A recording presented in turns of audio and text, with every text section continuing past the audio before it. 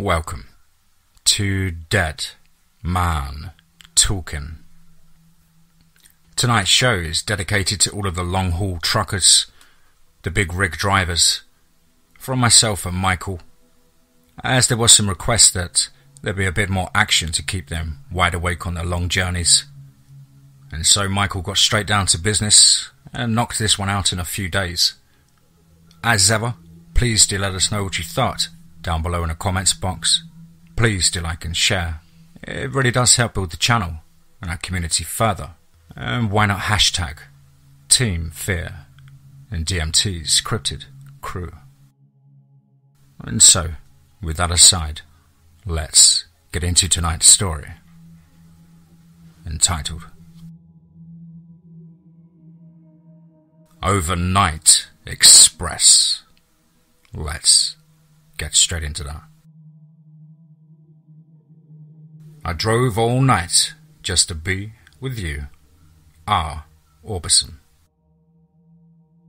Scott geared up as he left the state inspection station. He had passed and he was still on schedule. He hadn't mentioned that he would be exceeding his hours this evening. He'd be alert, always plenty of energy drinks, and he had a plethora of tunes and stories in easy reach. With that thought, he gulped down the last of his current Red Bull. That's the good stuff. He smiled to himself as he barreled down the open road, the last of the evening sunlight bright to his left as he headed north. Not too many people on the road today, even though it's a Friday. Everybody headed towards the city. I'm heading for the space between. His internal smile widened. He had no interest in dodging Taurons who felt he had no right to be on the road. He felt the same way about most of them. There was one now, an old beater hippie van, a V-dub microbus up ahead, poking along. The passing lane was reasonably clear, and the car drivers would just have to be patient while he downshifted to pass these weirdos. Hey, 1969 called. They want your van, he thought as he glanced at the elderly vehicle. Weird. The windows are all darkened. It was in pretty good shape for its age, like it was only a few years old. Someone had obviously worked hard to maintain or restore it. They definitely had kept it somewhere out of the weather. His expression soured. They're speeding up to keep me from passing. Jerks! He accelerated as he gained once more and began to pass them, and they suddenly slowed. What the fuck? Crap! He noticed the state trooper far too late. Maybe he could use honesty and a little pity to weasel out of the citation. August 14th, 1969. Are we ever going to get there? Wanda whines from the back seat. We won't be able to get in and find a camping space. Weasel, who was high and driving, wobbled his head. No probs, Wan. We have the van. All we have to do is find a place to park. That'll be our camp. Raisin was all but passed out in the back seat beside Wanda, but Daffodil, who sat behind him in the front passenger seat, was all too awake and alert. Weasel, the point is that we may have to park a long way from the festival. We don't want to have to hike for miles to get to the stages. Plus, we're almost out of food thanks to someone having a case of the munchies. Weasel gave a guilty chuckle. Look, I think it's real close now. We're in New York State.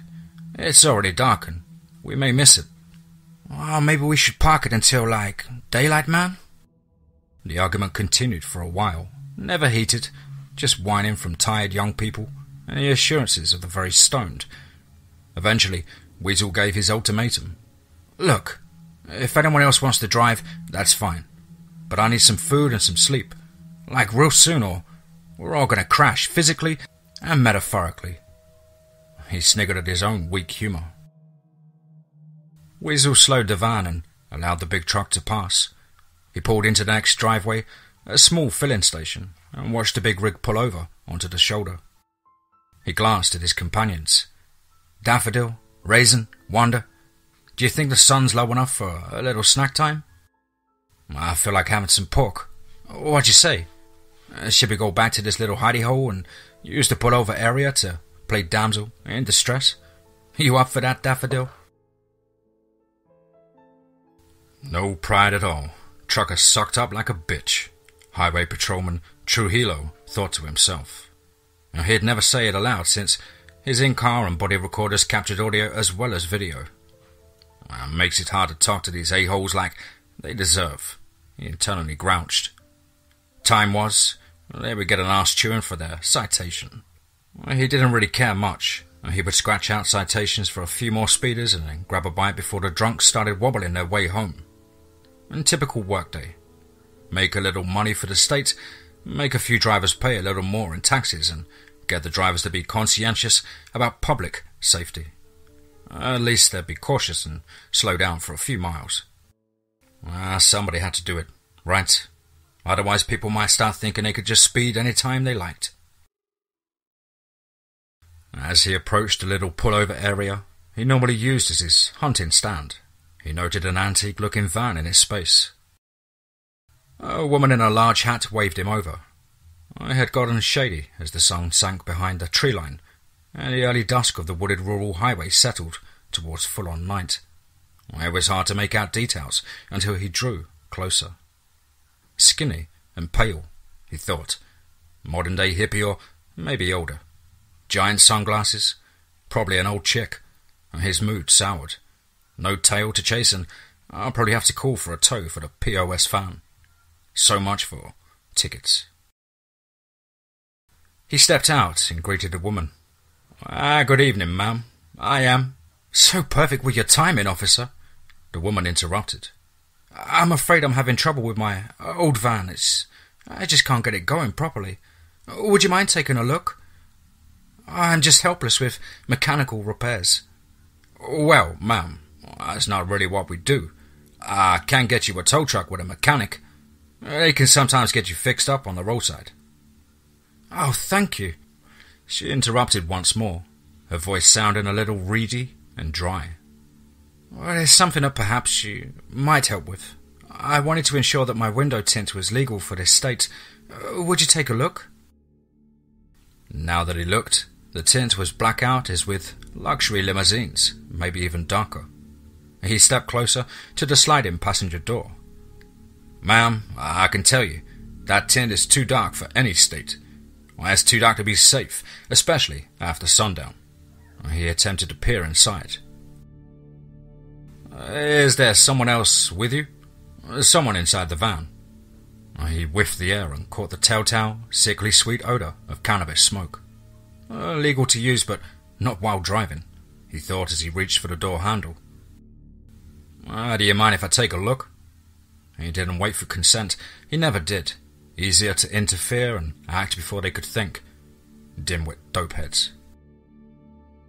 As he hauled open the door, he realized that he had not activated his lights, nor had he called in the incident on his radio. He had been too busy looking at the woman to pay proper attention. Odd. Well, that's not like me. A pretty dangerous thing to omit. Incredibly strong hands clutched him, and he felt himself lifted from the ground and into the van. He tried to raise his arms to fight to grasp and a grip at his pistol, but then he felt teeth sink into his flesh and a sudden weakness flooded his soft tissues, and his blood drained from him to refresh the flesh of the undead beings in the van.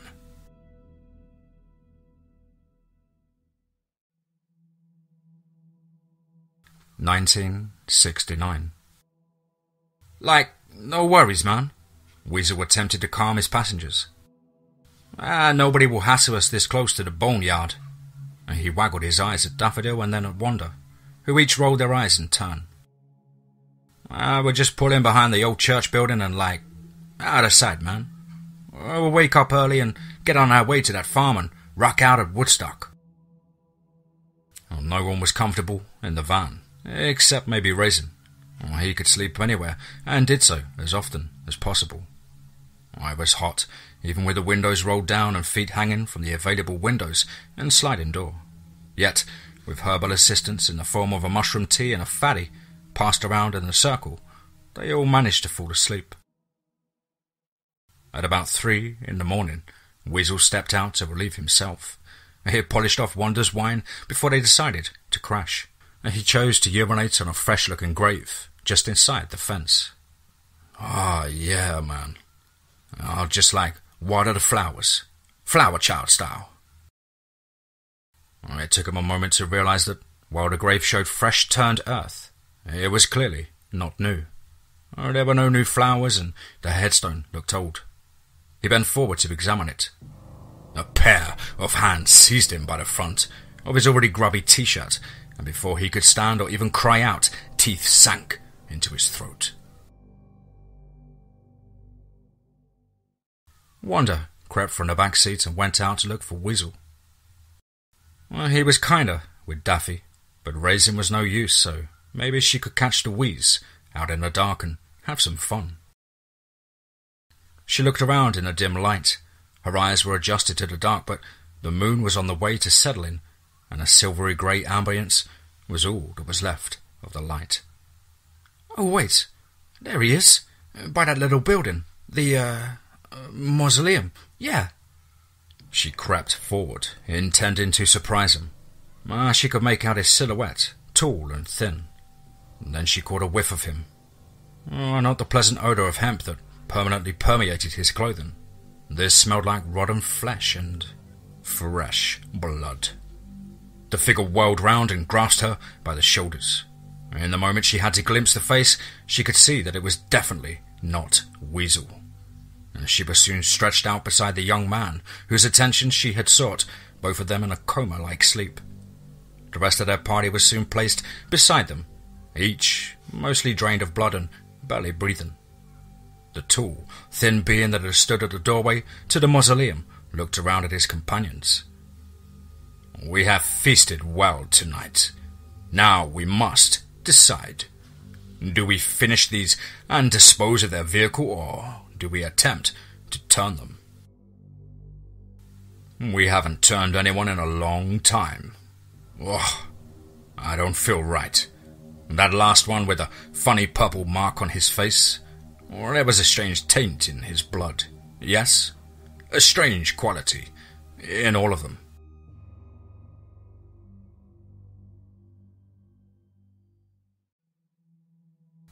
Scott fumed about the citation. He did not need the aggravation. He had been going barely 10 over the limit, and he told that snotty statey about the loser van driver. Probably high, definitely aggressive and dangerous. "I acted like he didn't believe me," he said to himself. He often spoke his internal dialogue while driving. It kept him alert when he was tired and sane when he was frustrated.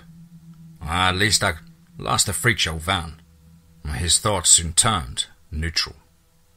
He listened to an audio story by his favourite narrator and author, premiering that night for members only.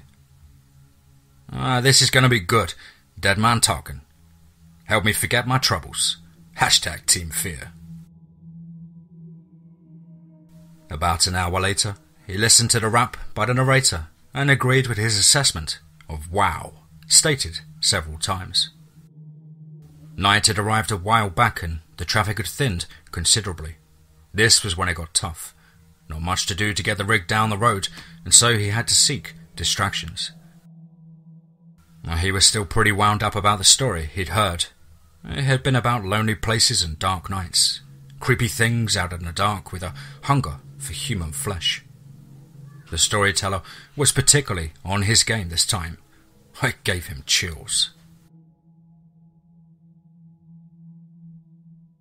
He saw dim yellow headlights appear in his side mirror and a dark, boxy outline of an old van. Can't be. They should have been way ahead of me and I haven't passed them. Maybe they stopped somewhere. Still, weird. He gave an involuntary shiver and felt the hairs on the back of his neck rise. It didn't make sense to him. He didn't even know for sure if it was the same vehicle. The driver accelerated to pull up beside his cab. He spared them several glances. Crap! Same POS van! He gritted out between his teeth. Same stupid flowers and same freakish tint. Even the windshield. How did he see out of that thing? Especially in the dark. He slowed slightly. The other driver matched his speed. He accelerated, but was careful this time to stay no more than 10 miles per hour over the limit. Still, the other driver matched him. This time the van driver seemed to anticipate his every move. Fine, maybe a little encouragement to drive friendly. He started to drift over into the passing lane to try and force the other driver to either pass or fall behind him. The van drifted to the shoulder but continued to match his speed. "Okay, have it your way," he said. He reached over and fished out an empty glass bottle. He liked to drink the Mexican Cokes from them. The glass made it taste cleaner than did plastic containers, and besides, it gave him ammo for just such an occasion. He downshifted and accelerated as fast as his engine would allow, and gained just a few feet on the van, and then tossed the bottle out of the window. It crashed satisfyingly into the darkened windshield. "Take that, butthole!" he screeched triumphantly as the van dropped back to his blind spot. "Not even any evidence, just broken glass everywhere." He laughed and felt better than he had before the ticketing. He checked his mirrors and slowed slightly. Still nothing. And then a thump on the rear door of the trailer. Did he just hit my trailer? He angrily began to engine brake and hoped that a noise and sudden slowing would put off the idiots. The trailer wobbled and he saw it drift alarmingly towards his driver's side window, while he steered out of it and regained control. He heard another lighter thump, but this time he could see the van on his driver's side corner, as ever matching his speed. It was slightly behind him though, just a few feet. He swerved suddenly and completely into the passing lane and applied his regular brakes hard. The tyres skidded and screeched, and the trailer again started to drift, this time towards the cruise lane. "Ha! Bet you can't match that!" he shouted in a maniacal glee. And when he was sure that he was back in control and could safely do so, he checked his mirrors. There was no one, nothing behind him. Did they crash? He shook his head and shrugged. Who cares? I got places to be before daybreak. I don't feel so good, Wanda whined. Was there something extra in the shrooms? She nudged Raisin, who had supplied the aforementioned illicit substance. Nah, man, very basic blend, Raisin, at last awake, said hoarsely. He remained flat on his back beside a weird old grave that was covered in concrete. Weasel and Daffodil both sat up, each propping each other from the side as they leaned their backs against the headstone. Dude, I don't feel so right, Weasel chimed in. Like all weak and stuff. Trippy. He shook his head as if to clear his thoughts, and then clutched at it as if to keep it from spinning. Hey, we gotta get going. We're missing the festival. The sun had definitely risen, yet it took them nearly half an hour to get up and shake off the effects of the previous night's indulgences. And Daffodil looked sad and frightened all at once. Raisin, you should get rid of those mushrooms, man. I think we've all had a bad trip. And Raisin shrugged. Whatever. Hey, is it just me, or is it freaky that most of the graves here are covered in cement or big rocks? He shuddered as he gaped and stared around in the glory of his hangover. Weasel nodded. Yeah, definitely a freak show. I don't even know how we got here, or where here is. We need to find some people or a town name that we can use with a map. Definitely gotta get out of this place, if it's the last thing we ever do. And Wanda shivered. Did you have to say it like that? I can't believe it. We made it. Woodstock! Daffodil gushed. Her friends joined her. Yet, a few hours later, none of them felt up to partying. They'd all gone sluggish, and they stayed that way until dusk. You know, Daffy said to the others, I haven't been hungry like all day, but now I'm famished. Got a weird craving though. I want meat, extra rare. And she looked thoughtful for a moment. Freaky. I don't eat meat. It's like cruel, you know? And Wanda nodded. Yeah, me too. I'd blame Raisin's shrooms, but that was like last night. Raisin looked around in his typical dazed fashion. I never knew so many hippies could smell so good. It's like their pastries at a bakery, or pigs at a slaughterhouse.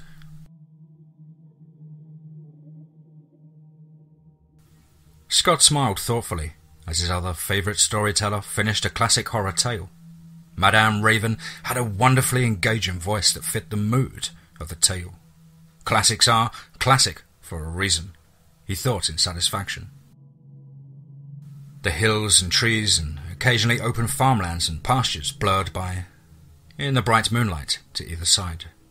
He hadn't seen another car for nearly half an hour, and then, as though by magic, reality synced with his thoughts and a pair of dim headlights appeared in his side mirror. Oh, he didn't have to study the lights to be certain. He didn't have to ponder. They were back. The van overtook him and settled in right beside him, once more matching his speed.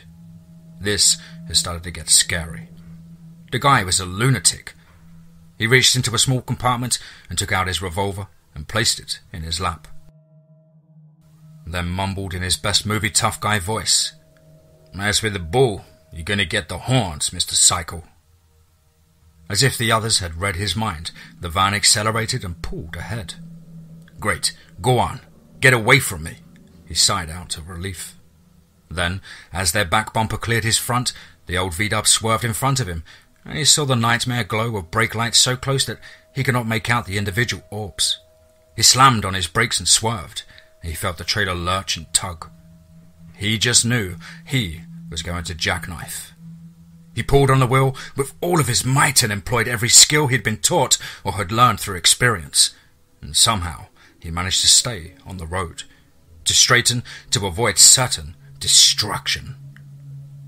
He had slowed considerably and ended up in the passing lane, about halfway onto the shoulder. Had there been more traffic? He shook his head. Well, there wasn't. Any other time, there'd have been a pile-up.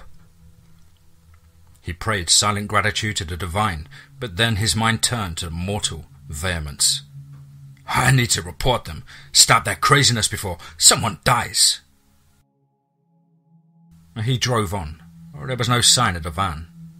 He lost track while trying to save himself from crashing, and then in a heart-pounding aftermath of relief, he was sure that at any moment he would see the dim yellow lights in one of his side mirrors. He considered stopping in the next town, but he needed to get this load in on time. No way, I just gotta keep going. He encouraged himself as he again pushed the speed limit and rolled into the empty darkness. Almost there, he muttered as he cleared his latest white spot in a road township. He was still in a rural area, but he knew that daylight would soon arrive, and he would reach the suburbs where his delivery was scheduled.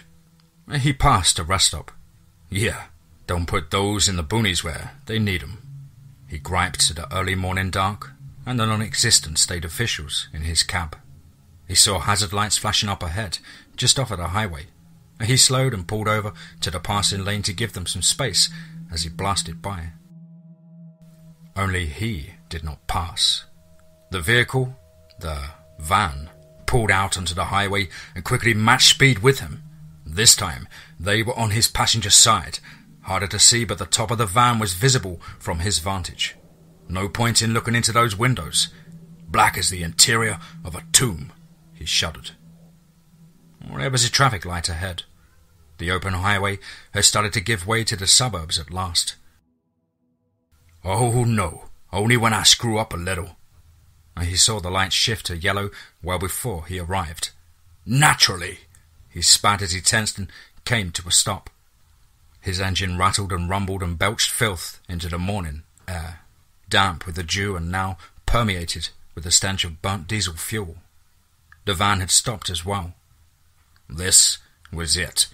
If there was going to be a confrontation, he hefted his little pistol, and yet nothing happened. The light turned green and he rumbled ahead, and just before the next light, the other driver accelerated and passed him. The van pulled in front of him, and he was ready this time. He rapidly dropped back into the cruise lane on his right. Once more, they were caught at a traffic light. This time, the passenger side window rolled down, and a woman, possibly the one who had spotted the hat, flashed him a peace sign, and then grinned at him. Oh, that grin. Full of fangs and surrounded by the pallor and initial decomposition of the crypt. It sent a shock of fear coursing through his heart. He gave up all thoughts of fleeing or fighting as he froze in terror and was lost in those blazing eyes.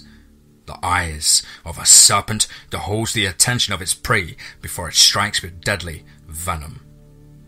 He was so taken that he didn't see the door on the van slide open and another face appear. It was a darker shade of deathly grey than a woman's, and I spotted a small purple blob on the right cheek. A birthmark in life, but only another sign of decay in the unlife of the vampire. The light changed to green. Scott sat frozen, staring into those eyes and pondering his demise. The miserable little buzzing beep of a compact car horn sounded from behind and shook him from his reverie. The sliding door of the van closed, the window began to rise, and the entire contraption turned away to the left. The dim lights faded quickly from view, fleeing the grey dawn that had begun to lighten the world from the opposite direction.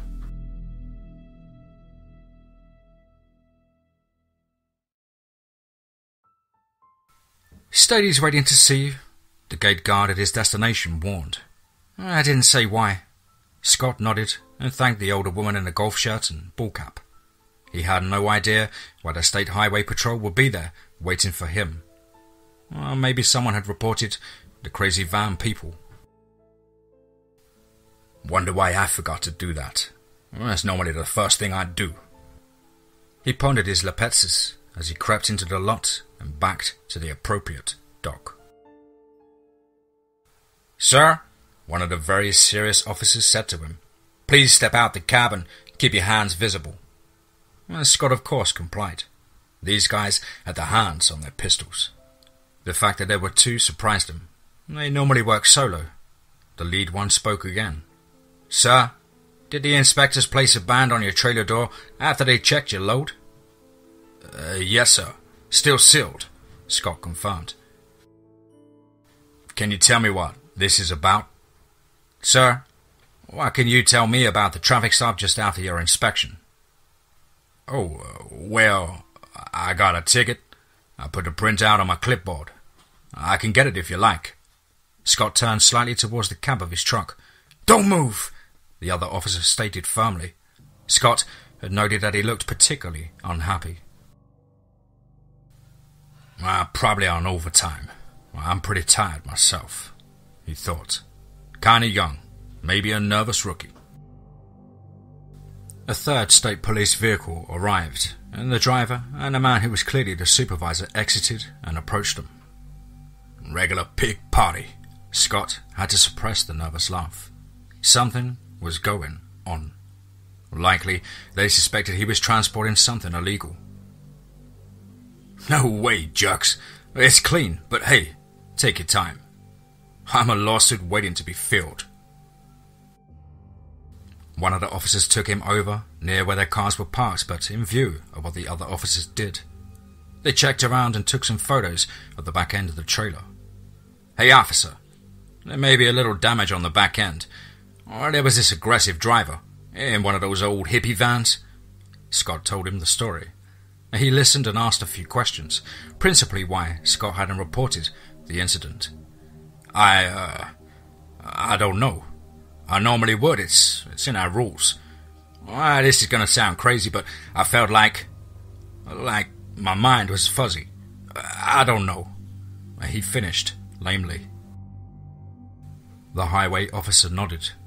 "Were you taking anything?" And Scott shook his head. "No, sir.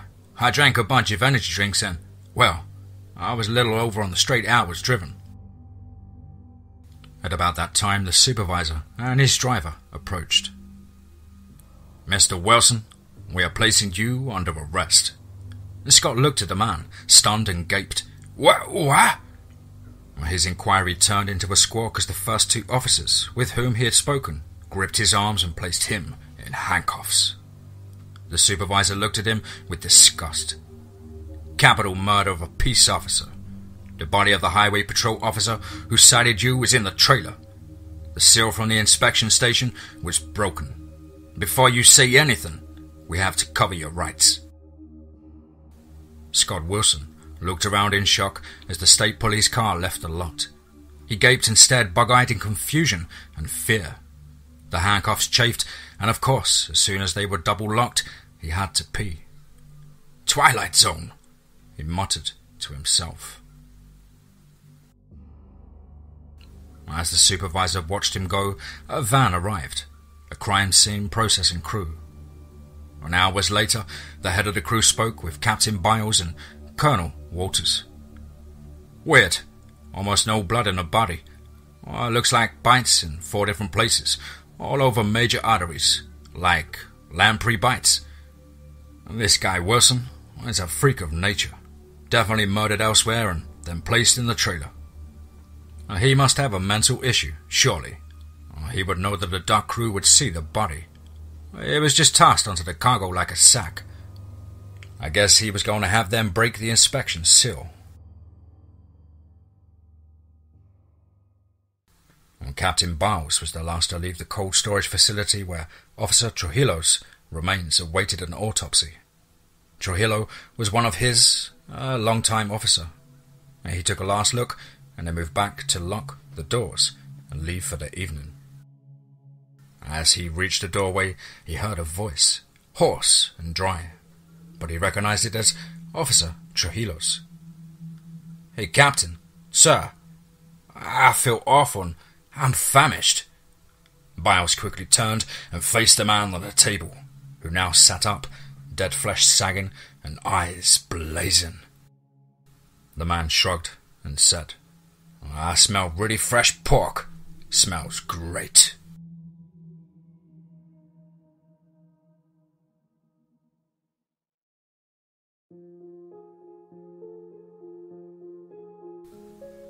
Wow, wow, wow, wow. And another one, wow. An absolute fantastic tapestry of horror there, Michael. Wonderful writing as ever. Thank you ever so much for your support, your friendship and your input. It is absolutely awesome. Thank you so much.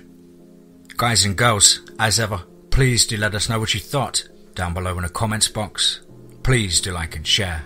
It really does help build the channel and our community further. And why not smash the subscribe button if you're not subscribed to DMTForestOfFEAR already. And don't forget to throat punch the notification bell to stay up to date with all DMT community posts and content. Of course, I'm always on the lookout for brand new stories. If you feel you have the next big hit or just fancy having a crack at writing, please do get in contact with myself at the usual email, which is dmtforestofear@gmail.com. Many thanks for your patience, guys, over the last week, or probably the last 3 weeks. It's been a bit of a rocky ride, had lots of technical issues.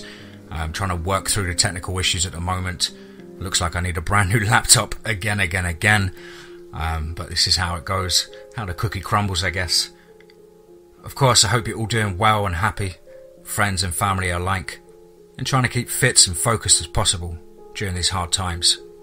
But above all, remember, be safe, not sorry.